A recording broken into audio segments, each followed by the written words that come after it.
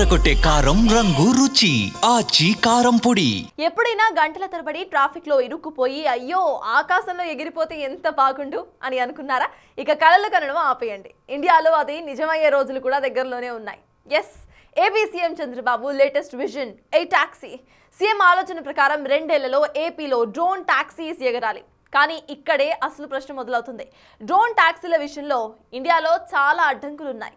బెంగళూరు వంటి మెట్రో సిటీలే వాటిని అందుబాటులోకి తేవడానికి 2028 వరకు టైం లైన్ పెట్టుకుంటే ఏపీలో మాత్రం జస్ట్ 2 ఇయర్స్లోనే ఇది సాధ్యమవుతుందా? మరి అసలు ఈ డ్రోన్ టాక్సీ అంటే ఏంటి? అది ఎలా పనిచేస్తుంది?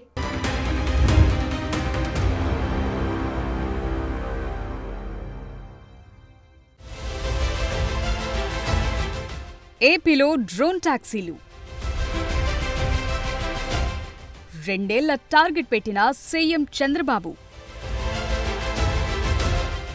ఇంత తక్కువ టైంలో సాధ్యమేనా?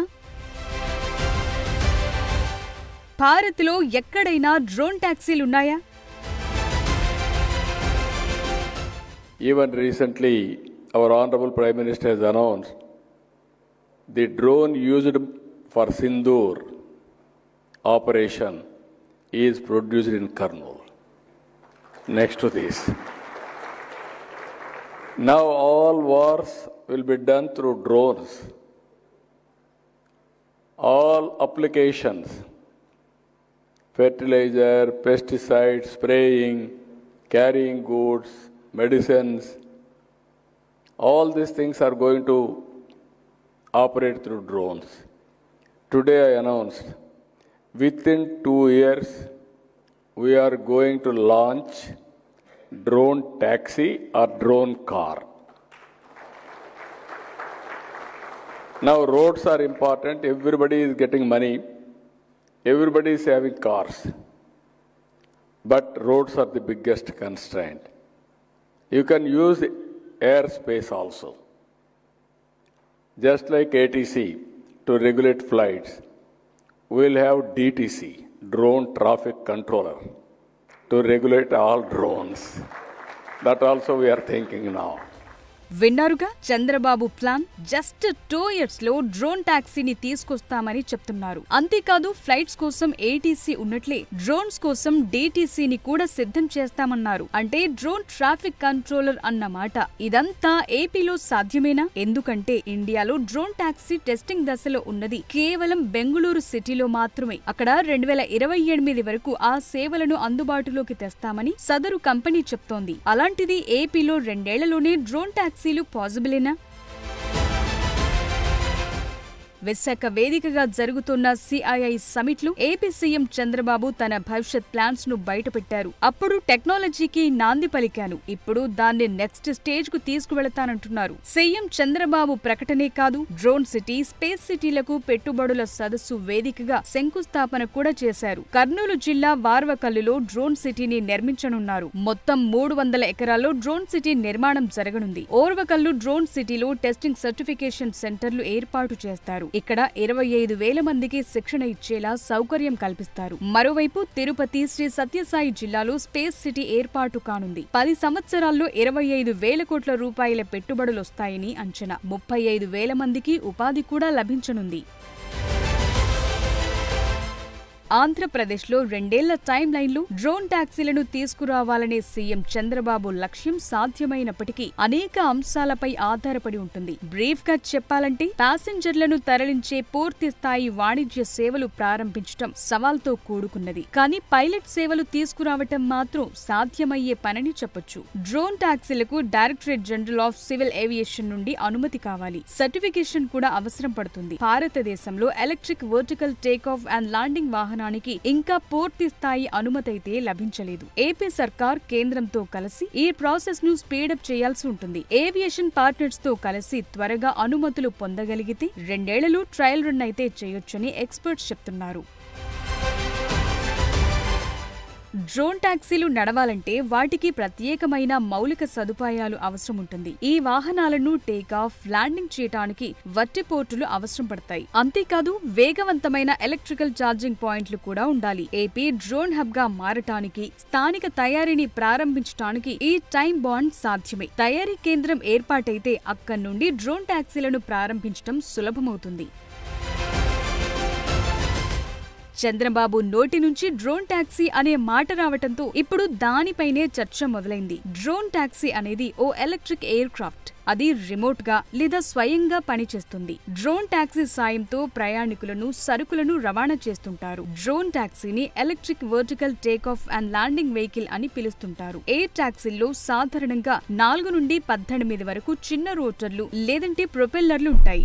ఈ రోటర్లు పైకి లేవటానికి, ముందుకు నడవడానికి, స్టెబిలిటీగా ఉండటానికి యూజ్ అవుతాయి. ముందుగా ఫిక్స్ చేసిన ఎయిర్ రూట్ లోనే ఇవి ట్రావెల్ చేస్తాయి. ఒకవేళ 1-2 రోటర్లు ఫెయిల్ అయినా సేఫ్ ల్యాండింగ్ అవుతాయి. కొన్ని గంటల్లో అత్యవసర పరిస్థితుల కోసం పారాషూట్ వ్యవస్థ కూడా ఉంటుంది.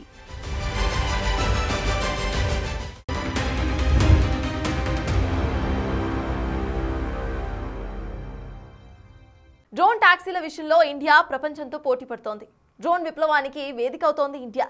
ఇది రాబోయే రోజుల్లో ఏకంగా మన రోజువారీ ట్రాన్స్పోర్ట్ సిస్టమ్ను సైతం మార్చేసే దిశగా పనిచేస్తోంది. కేంద్రం తీసుకొచ్చిన డ్రోన్ పాలసీతో ఇప్పటికే వ్యవసాయం నుండి లాజిస్టిక్స్ వరకు ప్రతి రంగంలో కూడా డ్రోన్ల వినియోగం ఊపందుకుంది.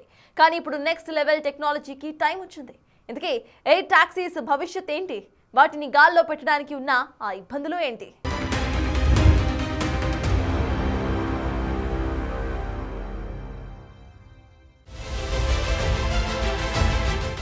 ఇండియాలో డ్రోన్ల వినియోగం చాలా వేగంగా పెరుగుతోంది. ఇది కేవలం సెక్యూరిటీ పర్పస్లో లేక ఎంటర్టైన్మెంట్ రంగానికో పరిమితం కాలేదు. డ్రోన్ల వినియోగం అనేక కీలక రంగాల్లో సమూల మార్పులు తీసుకొస్తోంది. 2021లో కేంద్రం డ్రోన్ పాలసీ రూల్స్ ను మరింత సులభతరం చేసింది. ప్రొడక్షన్ లింక్డ్ ఇన్సెంటివ్ పథకాన్ని ప్రకటించింది. డ్రోన్లను ఆపరేట్ చేయటానికి గతంలో ఉన్న అనుమతుల ప్రక్రియను సులభతరం చేశారు. ప్రస్తుతం భారత్లో డ్రోన్ల విస్తృత వినియోగం పలు రంగాల్లో ఉంది. వ్యవసాయ రంగం, డిఫెన్స్, మ్యాపింగ్, సర్వే, లాజిస్టిక్స్ కోసం డ్రోన్లను ఉపయోగిస్తారు. ఇక త్వరలో డ్రోన్ టాక్సీలు కూడా అందుబాటులోకి రానున్నాయి. ఆ దిశగా ఇప్పటికే అనేక కంపెనీలు వర్కౌట్ చేస్తున్నాయి.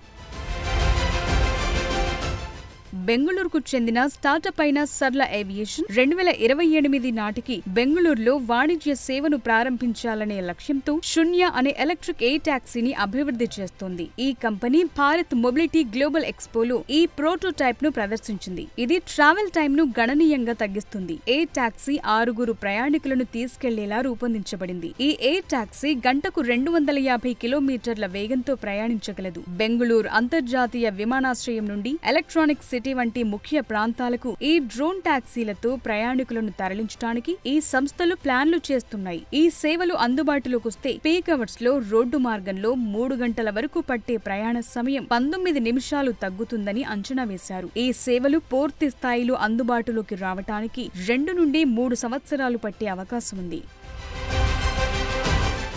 భారతదేశంలో అర్బన్ ఎయిర్ మొబిలిటీ సేవలను తీసుకురావటానికి ఇండిగో మాతృ సంస్థ అయిన ఇంటర్గ్లోబ్ ఎంటర్ప్రైజెస్, అమెరికాకు చెందిన ప్రముఖ కంపెనీ జాబీ ఏవియేషన్ తో కలిసి పనిచేస్తోంది. బెంగళూరు వంటి ప్రధాన నగరాల్లో ఈ సేవలను ప్రారంభించాలని చూస్తున్నారు. స్కై ఎయిర్ అనే సంస్థలు బెంగళూరులోని కొన్ని ప్రాంతాల్లో, ఎగ్జాంపుల్ కు కోడనకుంట, కనకపుర రోడ్డు ఏరియాల్లో డ్రోన్లతో మందులు, ఐటమ్స్ డెలివరీ చేస్తున్నాయి. ట్రాఫిక్ ను తప్పించుకుని కేవలం 7 నిమిషాల్లో డెలివరీ అందించటమే లక్ష్యంగా ఈ సేవలు అందుబాటులోకి వచ్చాయి. బెంగళూరులో ట్రాఫిక్ సమస్యను పరిష్కరించడానికి డ్రోన్ టాక్సీలు నిర్మాణంలో ఉన్న దశలో ఉన్నాయి. ఇప్పటికే అనేక భారతీయ, అంతర్జాతీయ సంస్థలు భాగస్వామ్యాలు కుదుర్చుకున్నాయి. ప్రయాణికులను తరలించే సేవలు ఇంకా మొదలు కాలేదు. ఈ డ్రోన్ టాక్సీలను నడపటానికి అవసరమైన రెగ్యులేషన్స్, మౌలిక సదుపాయాలు కల్పించాల్సి ఉంటుంది.